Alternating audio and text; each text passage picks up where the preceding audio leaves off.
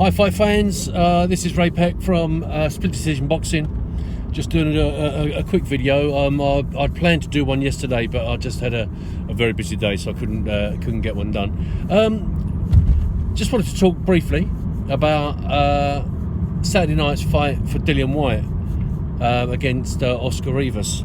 I've got to say, what an improved performance from DILLIAN WHYTE, despite the fact that he got caught and was put down.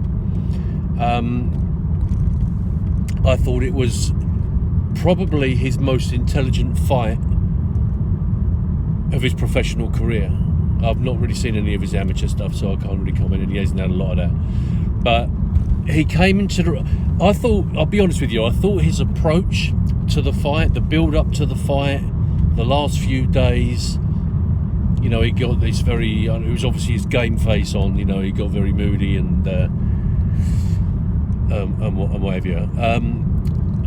I actually thought there might be something wrong looking at him. I thought he didn't really look focused enough, and I just thought we might be in for a bit of an upset. But I mean, obviously, I think he was quite the opposite now. I think what we were seeing there was an incredibly focused man who didn't want to be distracted by the usual stuff that he gets involved with. He just wanted to get on and get the game on and get the job done. And I've got to say, that's what he did, isn't it? You know, came into the ring, fought off the double jab, which was the perfect plan, wasn't it, to keep Rivas at bay, because every time Rivas tried to come forward, he hit him with that double jab, and you know, and Rivas just didn't know what to do. You could see that he had no idea. There was some point during the fight there when he went back to his corner, and you heard his corner like really swearing at him and having a go at him. So that was good to see. What I liked was that DILLIAN WHYTE didn't show his wildness in the ring this time. You know, he didn't start... We all know that DILLIAN WHYTE likes nothing more than a good tear-up. You know, he likes nothing more than a good brawl. He will stand toe-to-toe and out and punch you. You punch him, he'll punch you. You punch him, he'll punch you, and one of you will go. He's quite happy with that. He's a born street fighter, isn't he? But he showed the level of intelligence that I hadn't seen from him on Saturday night. As I say, he played behind the double jab. Not only did he do that, he mixed up the jabs. There were times when it was a strong, powerful jab that literally rocked Rivas back on his heels and made him take steps backwards. And there were times when it was just a little pouring jab, which just sort of sat in the face of Rivas and what have you. And then he went, you know, and he went downstairs to the body shots as well, very, very thought out. And Rivas did not know what was coming. As each bell rang and they met in the centre of the ring, Rivas didn't know what was coming from White, which was perfect. So okay, he got caught and he got put down. He said at the end of the fight that his corner had been saying to him about crossing his legs when he's against the ropes and stuff like that, but he didn't listen, and he still crossed his legs, and got caught, obviously, so his balance was gone. He didn't look to me like he was badly hurt. He looked shaky. He definitely looked, on wobbly legs, but you know, having said that, he covered up. He saw the round out. He came out and he saw the next round out, and then he was back as normal, and it was back to the game plan, you know, and. In my book, I scored it 117, 110. So I gave a couple of rounds to to Rivas. I gave the first round to Rivas, and I gave the knockdown round, I gave him a 10-8. So that for me was a fair reflection. I think it was 116 and 111 somebody gave it, and I can't remember what the other two were. So what does that mean now? Where does White go now? He's now mandatory. I mean, this was 600 days. Bear in mind, 600 days as ranked number 1 to get this fight. Only got this fight. So now he is mandatory. Okay, whoever won this fight would have been mandatory for a world title shot. Has to be made by the end of May next year. Here's my worry, right? Here's my opinion. I think White has been sadly mismanaged, mishandled by Eddie Hearn. I don't like to say that because I actually quite like Eddie Hearn, but I just think for whatever reasons, I think Hearn put all his eggs in one basket, and he saw the golden goose, or the goose that laid the golden egg in AJ. And I don't think, I don't think he saw ahead of the game. And if he'd have seen ahead of the game, he would have realised that wasn't going to last forever. And that AJ was eventually going to come unstuck, not as spectacularly as the way he did against Ruiz Jr.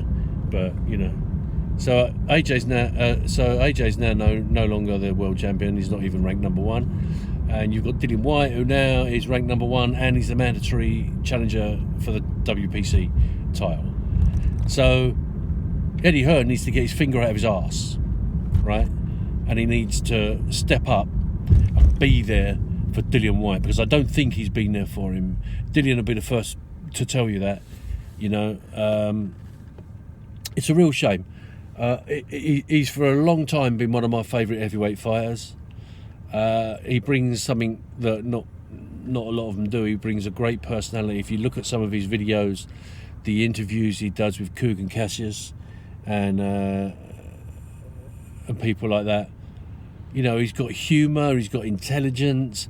He doesn't take himself too seriously. He doesn't take the sport too seriously. He takes it as seriously as it needs to be, but trust me on that one. But you can see he does it for the love of the sport. He said on the build up to this fight, he said it's not about world titles, it's about he just wants to fight, he just wants to get it on. He did say after the fight, when he was interviewed in the ring, of course it's about world titles.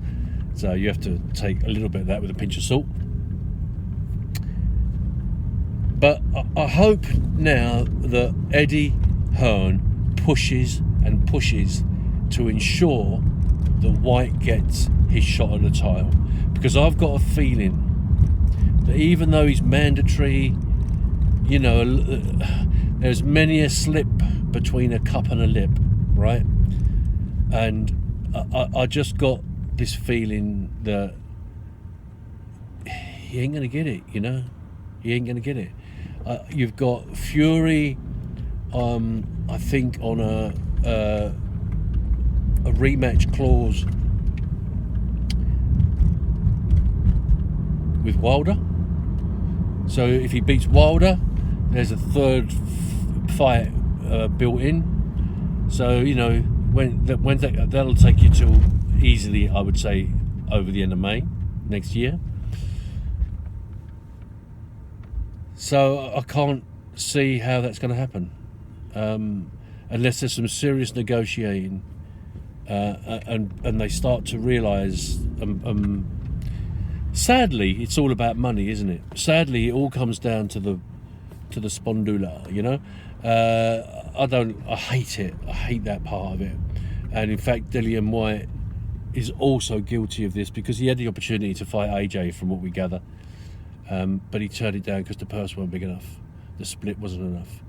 And I said at the time, if you think you're good enough, surely you'd see past that and you'd take the fight and you'd beat him. And then once you've beat him, the world's your oyster. You can start calling the shots and the person, whatever you want. You're the man. It worked for Andy Ruiz Jr., didn't it? So, you know, he's not squeaky clean in all of this, but I do think he has been wronged by the way he's been handled by Eddie Hearn, and I sincerely hope now that they take him seriously, they take his challenge seriously, and they give him the backing and support that he deserves. He said that he's going to probably take, you know, he could sit and wait it out now for this fight to come along before the end of May, but he likes to fight, is what he said, and he said he'll probably take another fight in between time, probably around about November. I'm not sure who that would be. I'm not sure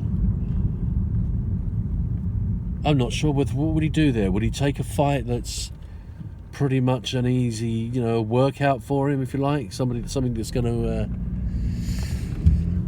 not pose too much of a threat, but, you know, not be a walkover, that he should win convincingly, comfortably on paper, but it should get tested a little bit through it? And who would that be? You know, every fight White takes is a war. I don't know. That's a real toughie. And of course you got the likes of Price, who won on the night as well. And you've got Chisora, who won on the night again as well. I don't think White would want to fight Chisora again, to be honest. And then you've got people like Dubois coming through. So the heavyweight division in the UK is looking pretty good. I'm just trying to rack my brains as to what would be the route for Dillian to take. I don't know, maybe this will all come out in the wash. But anyway, that's it. That's my thoughts on the fight. A well-deserved win. Probably the best performance I've seen Dillian White give in his professional career in terms of intelligence and using his brain, not getting involved in a war, and securing the win and making sure that he got that mandatory challenge for the title now. So that's it, fight fans. Hope you liked this video. Please give it the thumbs up. Please subscribe. Please share. Please comment. And I'll see you soon. Thank you. Bye.